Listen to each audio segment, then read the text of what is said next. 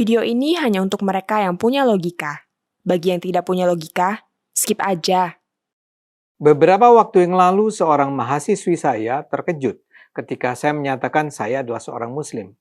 Dia bilang, beneran? Kok selama ini saya dengar Bapak sudah keluar dari Islam?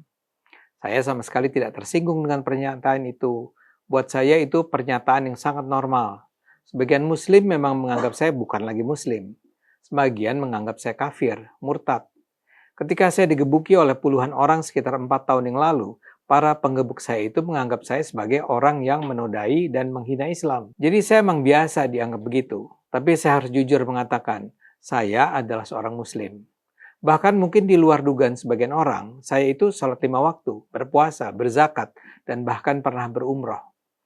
Hanya saja cara saya beragama memang mungkin berbeda secara signifikan dengan sebagian kalangan Islam yang menuduh saya bukan Islam itu.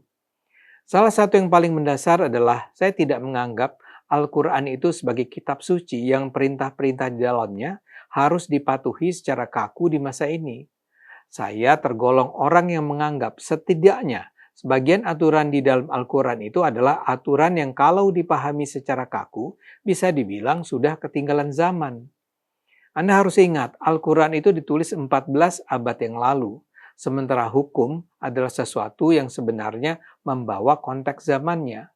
Karena itu hukum dalam Al-Quran harus pertama-tama dipahami dalam konteks abad ke-7 Masehi. Jadi wajar kalau ada aturan dalam Al-Quran yang saya anggap sudah tidak perlu lagi kita patuhi secara literal. Saya rasa pemeluk agama Kristen pun begitu. Kalaulah ada aturan dalam Alkitab yang nampak tidak sejalan dengan perkembangan zaman, itu sangat mungkin terjadi karena Yesus menyebarkan ajarannya pada 21 abad yang lalu.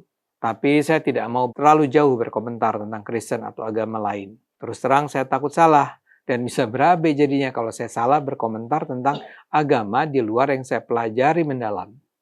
Akan halnya soal Islam, saya bisa dengan cukup yakin dan percaya diri berbicara. Kembali ke pokok persoalan.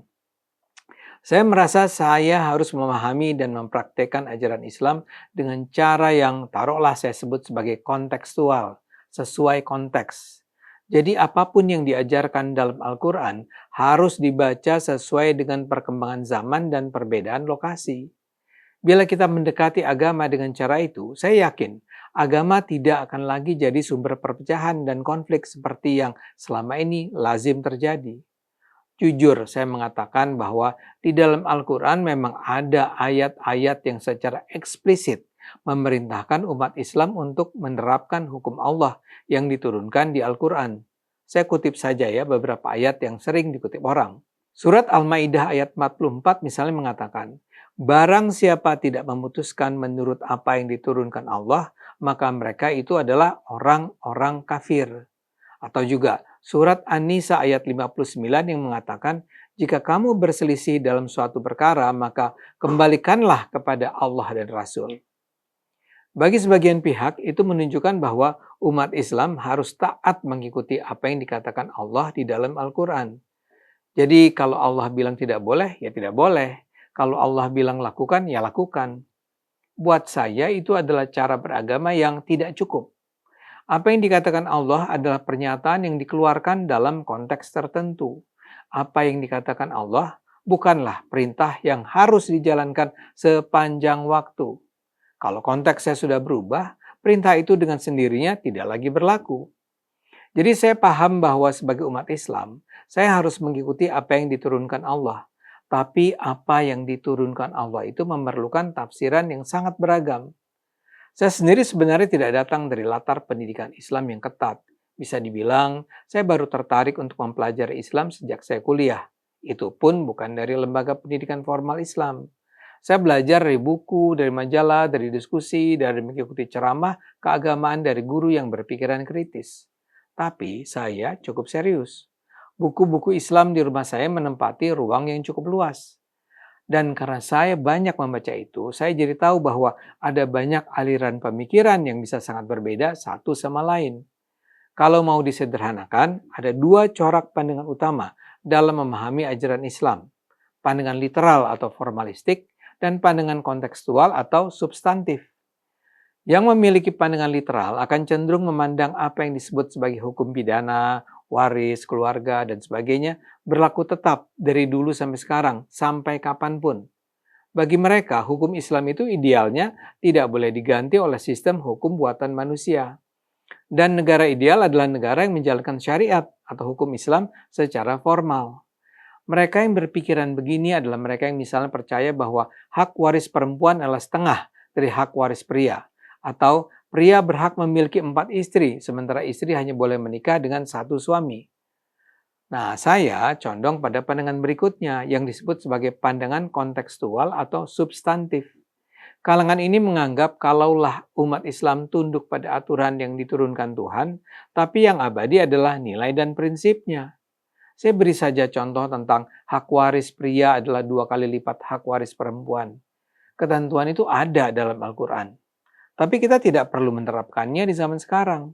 Di era sebelum Nabi Muhammad berkuasa dulu, posisi perempuan memang sangat rendah. Perempuan bahkan tidak punya sedikit pun hak waris.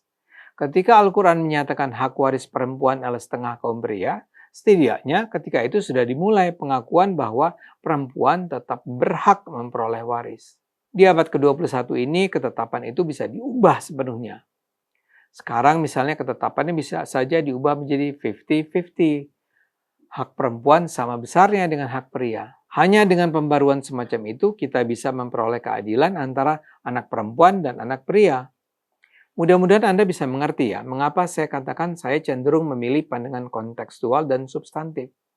Saya percaya agama itu harus membawa kedamaian, kebaikan, kesejahteraan bagi umat manusia. Ini bukan cuma Islam ya, tapi juga agama Kristen, Katolik, Hindu, Buddha, Konghucu, Yahudi, dan juga agama-agama asli di Indonesia seperti Sunda Wiwitan. Saya percaya semua agama tanpa kecuali membawa kebaikan. Karena itulah kalau ternyata di dalam sebuah agama ditemukan ajaran yang justru membuat keterpecahan di tengah masyarakat, maka kita bisa memiliki 2 keyakinan tentang agama itu. Pertama, mungkin saja itu memang agama palsu. Kedua, ajaran itu disalah tafsirkan. Karena itu kita harus selalu berhati-hati dalam beragama. Tidak bisa hukum atau aturan yang termuat di kitab suci yang ditulis pada 14 abad atau 20 abad yang lalu begitu saja diterapkan di saat ini. Sebagai bagian dari umat Islam, saya bisa menemukan ada banyak ayat Al-Quran yang kalau dipahami secara literal, dengan mengikuti begitu saja apa yang dikatakan di situ akan membawa penderitaan, perpecahan, permusuhan. Sebagai contoh ada ayat Al-Quran yang menunjukkan permusuhan dengan kaum Yahudi. Dalam surah Al-Ma'idah ayat 82 dikatakan bahwa sungguh, engkau akan mendapat orang yang paling keras permusuhannya terhadap orang beriman adalah orang-orang Yahudi. Ayat semacam ini jadinya sering dijadikan dasar bahwa Al-Quran menyatakan Yahudi sebagai musuh umat Islam. Ketika saya pertama kali mempelajarinya, saya merasa ayat ini sangat tidak masuk di akal. Yahudi itu kan juga ciptaan Allah, dan agama Yahudi juga membawa ajaran-ajaran Allah. Jadi mengapa Yahudi harus jadi musuh Islam? Belakangan ketika saya mempelajari latar belakang turunnya ayat tersebut, saya menemukan penjelasan bahwa ayat ini turun dalam konteks politik dan militer di Madinah ketika sebagian komunitas Yahudi, bukan semuanya ya, bersekutu dengan musuh-musuh Muslim. Jadi ini adalah penggambaran sejarah, bukan perintah normatif untuk memusuhi semua Yahudi sepanjang masa. Penjelasan di atas ini saya sampaikan untuk menjelaskan mengapa saya tidak memandang hukum dan aturan yang termuat dalam Al-Quran harus diterapkan secara kaku sepanjang masa. Setiap perintah dan aturan itu harus selalu ditinjau berdasarkan logika akal sehat dan relevansinya dengan kebutuhan umat manusia di masa ini. Ini saya gunakan sebagai pembuka rangkaian video saya di bulan Ramadan ini yang akan banyak bercerita soal ajaran agama. Saya merasa ada begitu banyak penyalahtafsiran dan penyalahgunaan agama yang mendorong masyarakat untuk menjadi terbelakang, penuh dengan kebencian dan permusuhan. Kita harus bersama-sama mengoreksinya. Ayo gunakan akal sehat, karena hanya kalau kita gunakan akal sehat, Indonesia akan selamat.